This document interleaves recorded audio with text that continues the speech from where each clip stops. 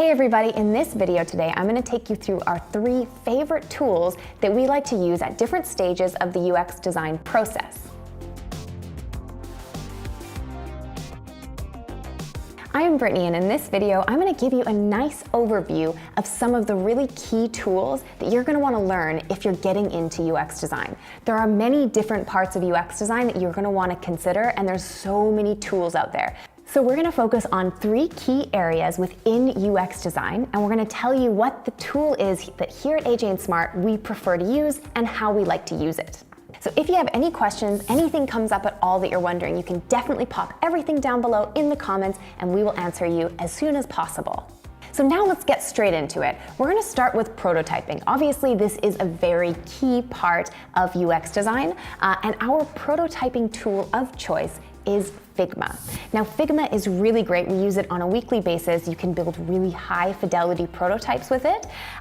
Basically, what's great about it is you can use it for collaborative projects. So you can actually have your whole team working remotely and everyone can work on the same file at the same time. This is really, really essential for us. So it's super intuitive. It's very easy to use. What's really cool is you can actually have team libraries, which is super, super helpful when you actually want to build prototypes on a regular basis. You can have sort of a dummy format that you can always start with. So Figma is definitely a really, really great tool to learn how to use.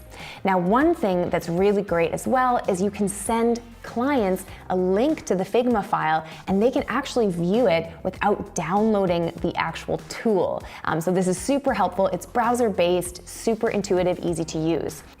The only thing about Figma is it can be a little bit limited when it comes to animations. So we actually really like to use Marvel with Figma. That gives us a little bit more variety and we're actually able to do a little bit more if you really want to jazz up your prototype. So that would be our pro tip, is Figma as a prototyping tool, and if you want to get fancy, you can use Marvel with it.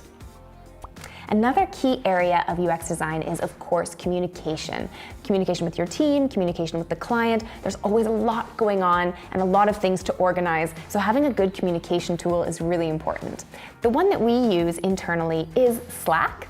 So Slack is a really great communication tool. It helps you keep your conversations organized. So we love it. We keep everything kind of organized here. We have we have one channel that's called Lightning Demos. This is where we share kind of like cool products and services that are popping up that we think would actually make really great examples when we're doing design sprints.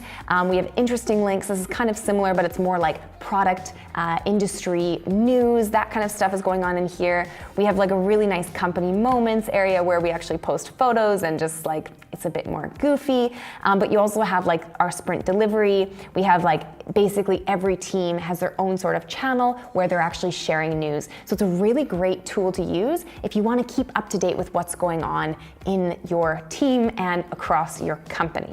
Obviously, Slack can get a little bit busy. It's definitely one where people argue a lot that things get kind of lost in Slack. But what is really cool is you can actually add hashtags to your posts, so you can always keep searching for things. You can always find things really easily based on just a really simple hashtag search. So definitely we would recommend Slack for any kind of like mid-sized, even a large organization, if you want to keep in contact with each other and just keep emails to an absolute minimum. Nobody likes emails. It's a fact, right? So the third and final area that I want to talk about is project management.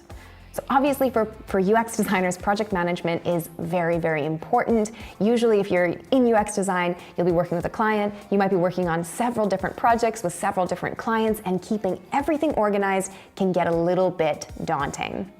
Now, this tool is a new one that we've just started using at AJ&Smart, and we thought we would share it with you. It is called Notion. So you may have heard of it before. It's an excellent, excellent tool to organize your actually it's a tool where you can take almost everything from all your sort of organizational, scheduling, note-taking, any kind of tools like that. You can kind of bring everything into one place. And that's why I love it so much. It can do a lot, so it can be overwhelming at first to sort of set yourself up correctly. And so I would really recommend actually taking the time to do that before you sort of give up on it. Because I know a lot of people have, the kind of talk around Notion is that actually it's a little bit too complicated or too robust. And so they get a little bit bogged down by all the sort of possibilities. So set yourself up and then you'll be totally fine and you'll be able to keep organized and on top of everything. So I would actually really recommend looking at this article by Mario. He actually goes through how he uses Notion as a repository for the UX process. And he goes into really a lot of detail about how he organizes his whole Notion board. You can see how he's doing it.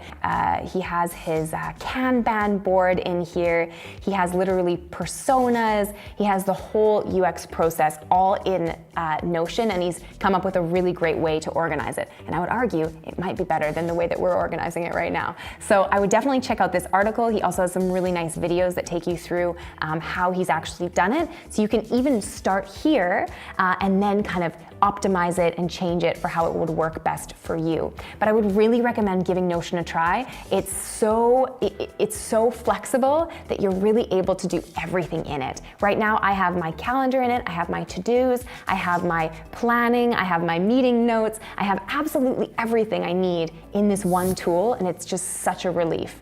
So I would really recommend giving it a shot. So I hope that gave you a nice overview of 3 key areas within UX design and the tools that will help you really excel in those areas.